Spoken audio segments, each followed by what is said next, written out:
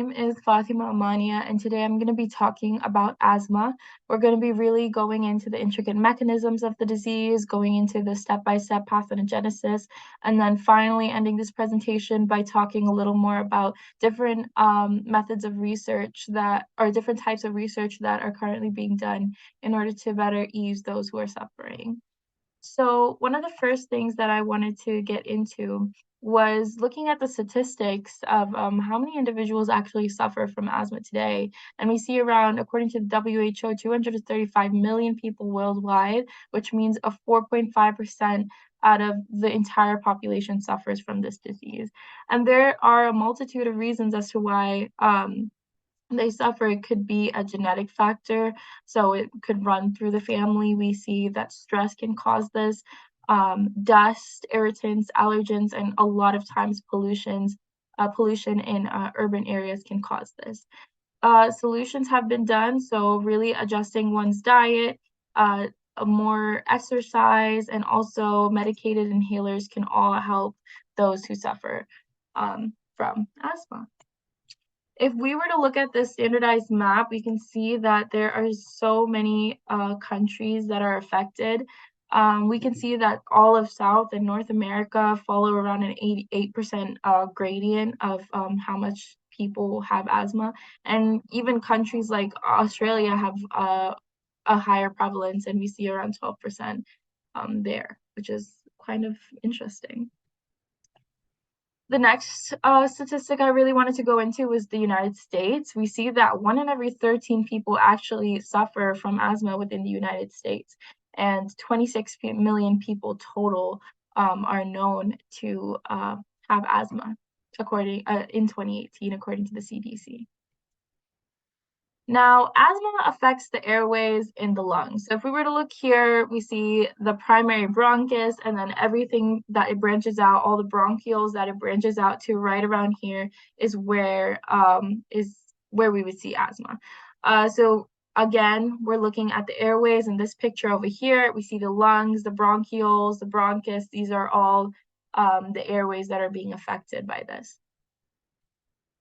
So what is asthma? It's a chronic respiratory condition characterized by inflammation and narrowing of the airways.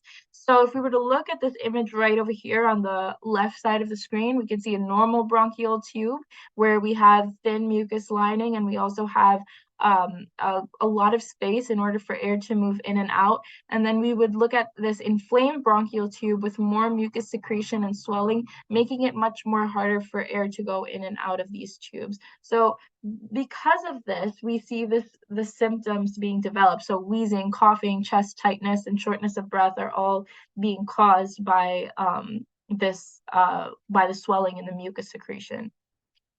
So here's a little video that I'm going to show you guys that really goes into that really visualizes what happens.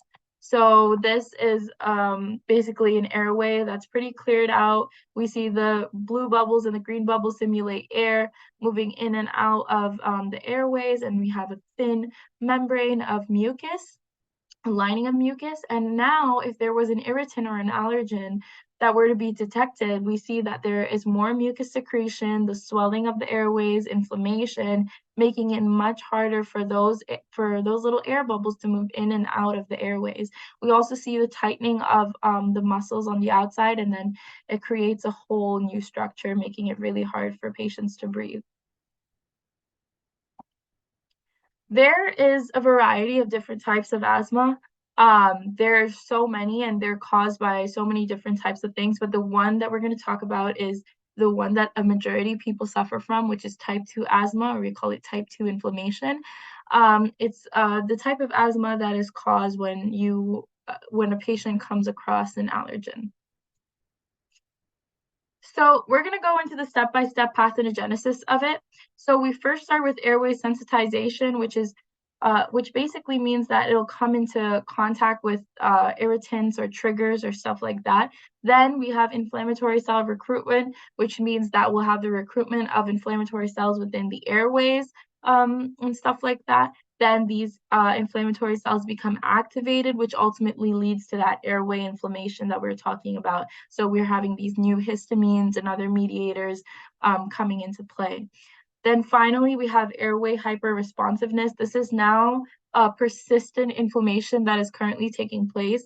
Then the remodeling of the airways, which means that we have a brand new new structure, a new structural change that is being made. And then finally, this leads to symptom manifestation. So now we're going to have the shortness in breath, the wheezing, the cough, and all sorts of other symptoms that the patient undergoes. So now we're going to go through the different types of cells that are involved within the pathogenesis of asthma. One of the first cells that we have here are mast cells. Now, mast cells are really important because they release histamines and other substances during inflammatory or allergic reactions. And then we have IgE producing plasma cells. So IgEs, these are antibodies, and these produce antibodies and sensitizes these mast cells releasing and then causes the mast cells to release inflammatory mediators. Then we have dendritic cells. These guys we can find in the lymph nodes and stuff like that. So these guys initiate immune response and they promote the activation of Th2 cells. They are basically antigen presenting cells. Then we have eosinophilia, which again leads to airway inflammation, and then neutrophilia, which causes a immune response. Finally, we have the T cells, and the T cells are really important because they coordinate the activation of the Th2 cells that release inflammatory cytokines. So they're really important. So if we were to look at this next image over here, the T cells can produce so many different types of inflammatory cytokines, but it all depends on the type of inflammation that's taking place. So since we're only speaking about type 2 inflammation, we can see that we're only going to focus right here on the Th2 cell differentiation, where we're going to see the production of interleukin 4, 5, and 13, and all of these interleukin 4, 5, and 13 are otherwise known as cytokines. So going into the process. So now we're going to talk about the step-by-step pathogenesis, and then we're going to talk about the types of cells involved, and then we're going to merge it into two to kind of understand like holistically like what's going on within our airways. So we have an allergen that's being detected, right? And we call this step again airway sensitization. So allergen is being detected, and then the dendritic cell is basically going to capture and process this allergen and present them to none other than the T cell. Now, this T lymphocyte, which we find within the lymph nodes, is then going to divide and differentiate into Th2 cells. And these Th2 cells will then be responsible for producing cytokines, which include IL-4 and IL-13. So these cytokines will then induce B cell activation and produce IgE. So now B cell is activated and then IgE antibodies are being produced. So we call this inflammatory cell recruitment. So we're starting to recruit all of these inflammatory cells right now. Then those antibodies are then going to attach to the mast cell, which is then going to release inflammatory like in histamines and things to really help mediate and cause bronchoconstriction within our airways. So here we have the activation of inflammatory cells right here, which is what's happening with regards to the mast cells. And finally, we even have eosinophils if we look in the corner right here, and these guys are also in charge of releasing inflammatory cytokines into this epithelium.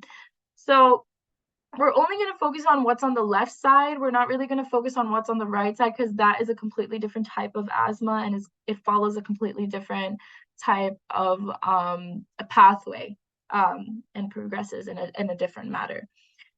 So again, after all of these three steps, we have the last three steps after there's like the activation of inflammatory cells, and we have airway hyperresponsiveness where it's going to constantly be stimulated, which is going to change the structural way that our airways are. So it's going to have a new model to them. And then finally, again, symptom manifestation. So this is a little video of a mast cell. So these little green Y-shaped things are little IgE antibodies, and we're just going to see how an allergen is going to attach to that antibody. So there you go. You have the allergen being attached, and these little purple things are granules that are then releasing this new inflammatory signals. So mast cells in people who have asthma actually exist within the smooth muscle or epithelia, but if you were to look at a normal person, or an individual who doesn't have asthma, they would actually have, we would actually find, mast cells in the submucosa. So a lot of where, these, cells actually exist contributes to, bronchoconstriction in our airways. So that's that. The next thing that I really wanted to get into was the communication between airway nerves and our epithelial cells. So let me move myself a little. So if you look here, we see that right here, directly from the vagus nerve that is connected to the subcortex and our motor and sensor cortex, we have this immediate relationship between those bronchioles and our brain. So there is a bidirectional communication happening here, and the epithelial cells act as sensors and they also act as effectors when they perceive sensation of bronchoconstriction and airway irritation. So the parasympathetic nerves that we see right around here are also really important in terms of that they play a really significant role in asthma, where they innervate those smooth muscles within those airways. And then they also contribute to that also generally contributes to bronchoconstriction and hyperresponsiveness. So it really serves, this parasympathetic nerve really serves as a target for therapeutic interventions, which we'll get into much later. So speaking about therapeutic interventions, one of the first ones I wanted to talk about that we all know of is inhalers. So inhalers are really important. They really help asthmatic patients. They help them improve their breathing. They are bronchodilators. So they basically relax those muscles that we see within the airways and makes it really easy for the patient to breathe. You would have seen this all around. You would have seen this with people that you know, friends, family. They'll be carrying this little inhaler around. I know that my brothers do. So I think it's a really it's the most common form of medication, and provides like more of an immediate relief. An example of this is albuterol. Obviously, it's a short-acting bronchodilator, so you've probably heard of that. And yeah, so moving on to drug development. So now we have new drugs that are currently being developed. So this there are a multitude of different ones, but I picked the top three that kind of related to some of the stuff that we're talking about. The first one being the microbiome of um, of our of our airways. So our airway microbiome refers to the collection of microorganisms that exist within our airways. So that's bacteria, viruses, fungi, and they all inhabit within our respiratory tract. And so if there was some sort of alteration or decomposition over here, we would call this dysbiosis. So if dysbiosis were to happen and there would be some sort of immune dysregulation within our airway microbiome, then it causes these asthma exacerbations and targets that and just creates this really unwelcoming environment. So because of that, what researchers have done is they target that airway microbiome within our respiratory tract, and they do this through probiotics, prebiotics, phage therapy, and it holds a really promising method in terms of helping those who are trying to manage their asthma better. Another way is biologic therapies. You probably heard during COVID of monoclonal antibodies. So we have in biologic therapies, we have monoclonal antibodies, recombinant proteins, gene therapies, cell-based therapies. They're really targeted towards a specific thing. So a lot of advantages of this include, like, if those individuals have a unique genetic makeup that is causing asthma, then obviously using some sort of gene therapy would really help those who are suffering from it. And it's really unique, it's really personalized, and it really helps individuals get a really great personalized treatment option in terms of helping them with their asthma.